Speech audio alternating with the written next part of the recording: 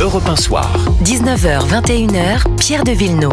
Alors il faut être très très prudent sur cette affaire Mbappé parce que on a pour l'instant ce qu'on appelle, je crois dans votre métier Gilles William, un faisceau d'indices, mais c'est encore assez maigre. On a d'un côté la justice suédoise qui dit qu'il y a eu un viol dans un hôtel. On sait que dans cet hôtel séjournait Kylian Mbappé. On sait qu'il y a eu une fête dans une boîte de nuit, d'abord privatisée, puis qu'il est retourné le lendemain. Et puis on a une femme qui dit qu'elle a été violée. Elle pointe justement du doigt, elle accuse Mbappé d'avoir été son violeur. Qu'est-ce qu'on fait avec tout ça, sachant que le contexte, c'est aussi... alors, on va pas en plus faire des plans sur la comète, mais il y a quand même un litige sur une grosse somme entre la Ligue de football professionnel et le PSG sur les 55 millions d'euros. Gilles William Goldnadel, qu'est-ce qu'on fait avec toutes ces pièces du puzzle qui sont éparpillées? Vraiment, je pense pas que la fédération sportive ait ourdi un complot contre M. Mbappé. C'est pour ça que j'ai dit qu'on faisait pas de plan sur la comète. Je vais vous dire quelque chose. Je suis déjà très agacé en temps normal qu'on puisse évoquer les éventuelles agressions sexuelles de personnes connues, alors même qu'il n'y ait pas le commencement de quelque chose de probatoire. Et je propose, avec assez peu de bonheur jusqu'à présent, l'interdiction de communiquer médiatiquement, au moins jusqu'à la mise en examen où il y a déjà de... Bon. Mais là, alors c'est pire que tout. Parce que là, on ne sait même pas. En vérité, on ne sait même pas. Même les médias suédois. On ne sait même pas. Initialement, ne nommaient pas Kylian Mbappé. On ne sait même pas s'il y a quelque chose, et déjà on en parle. Pour moi, franchement, ça m'est très insupportable. Il y a juste la télé publique suédoise qui a le témoignage d'une femme qui dit c'est lui. Voilà. Ça, on en est sûr de ça? Oui, je vous le dis. Sûr, absolument. Sinon, je vous le dirais pas. Après, bon, mais je cite la télé publique suédoise. Ça reste quand même très évanescent. Moi, ce que je trouve très bizarre, et là pour le coup, c'est ce qui est dans le communiqué de l'avocate de Kylian Mbappé, c'est que depuis 2 ans, Kylian Mbappé est quand même victime d'une entreprise de démolition méthodique. Je ne sais pas qui entreprend cette entreprise de démolition, mais c'est vrai que les accusations émises contre Kylian Mbappé sont intervenues hier. Aujourd'hui, il y avait une audience pour régler l'affaire, le litige qu'il y a entre lui et le Paris Saint-Germain. Il réclame 55 millions d'euros au Paris Saint-Germain. C'est vrai que ça arrive avec un timing un petit peu louche. Quelques jours en plus après. C'est-à-dire que les faits se seraient passés entre le 11 et le 12 octobre. Ça arrive le 14. Bon. Donc c'est vrai. Il y a l'avocate qui ce soir, a priori, parlera lors d'un journal télévisé. On verra ce qu'elle nous dira. Mais pour l'instant, la présomption d'innocence est de mise.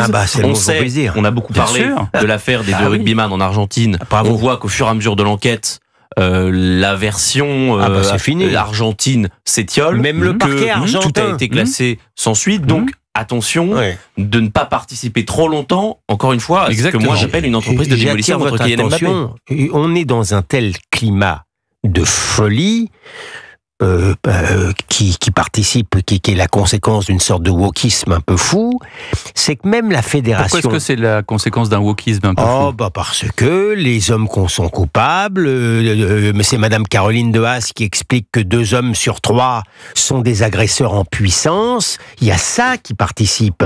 Donc il y a une présomption de culpabilité médiatique là. Non mais la réalité, elle est là. J'ai trouvé même que la Fédération française de rugby, lorsque l'affaire a commencé contre nos 3 rugbymen, était assez... ou 2 étaient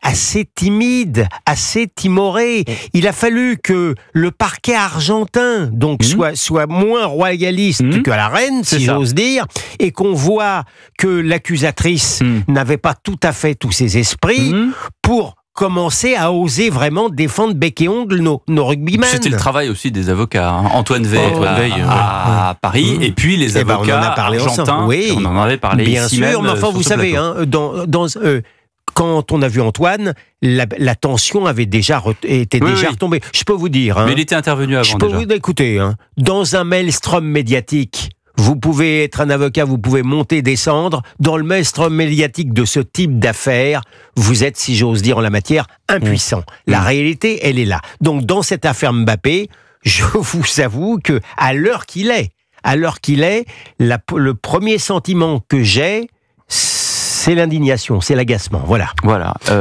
Jules Torres, un dernier mot là-dessus? Non, mais plus sur le cas de Kylian Mbappé qui, depuis 2 ans, on est quand même passé du gendre idéal, de l'excellent communicant, de celui qui nous ramène une Coupe du Monde en 2018, de la légende, de la potentielle légende. Aujourd'hui, entre 5 et 15 ans, qui a un ballon entre les mains, à, si ce n'est à tout le moins, un poster de Kylian Mbappé dans sa chambre, et c'est son dieu. Et on passe. C'est son dieu. Pierre, on passe de ça à aujourd'hui quelqu'un qui n'est plus le joueur préféré des Français. Dans tous les sondages, il y a des sondages, on parle souvent des baromètres politiques, mais il y a des baromètres pour les joueurs de football, et Kylian Mbappé a perdu de sa superbe. L'opération de démolition a réussi. Mais bien sûr, sa cote de popularité est au plus bas depuis qu'il a été lancé à Monaco. Aujourd'hui, on l'appelle Kylian Mboulard. Il a décidé de partir au Real de Madrid après plusieurs années de tractation. Parce qu'on est très chauvin parisiens lui. Dès que c'est plus français, ça nous intéresse. Une seule réserve. Il a sauvé l'équipe de France à maintes et maintes reprises. Et donc c'est quoi la réserve? J'ai une seule réserve, et je l'aime bien. Ça m'empêche pas de bien l'aimer, de l'estimer. Mais comme je dis toujours ce que je pense, j'ai pas beaucoup aimé qu'il parle de Naël comme un petit ange. Et alors, un petit ange tombé, et qu'on n'entende rien ensuite sur Lola ou sur Thomas. Là, je vous avoue que ça m'a déçu de sa part. Pendant les législatives aussi. Ça m'a déçu de sa part, mais ça ne m'empêche pas, là, en l'espèce, d'être agacé par le fait qu'on en parle. Pendant les législatives, il avait fait une conférence de presse dans laquelle il disait plus ou moins d'appeler à voter pour la majorité présidentielle. Non pas à voter pour le RN ou pour LFI, mais à voter contre les extrêmes. Donc, qu'est-ce qu'il voulait dire? Appeler à voter pour les candidats d'Emmanuel Macron. Donc, bien sûr. Et ça représentait quand même 60% du corps électoral. En attendant, et c'est ce que je disais dans le journal, et c'est ce que je vous disais à vous, et vous avez bien raison, vous êtes d'accord avec moi, on va jouer la prudence et on va attendre ce qui se passe dans cette affaire. Merci beaucoup Gilles William Goldnadel et Jules Torres. Dans un instant, le journal de 20h. Juste après, Agnès Verdier-Molinier. Sur les dépenses publiques, c'est une petite somme, mais quand même, le budget de l'Élysée, qu'est-ce qu'il y a dedans? Agnès Verdier-Molinier nous explique. À tout de suite sur Europe 1. 19h, 21h. Europe 1 Soir.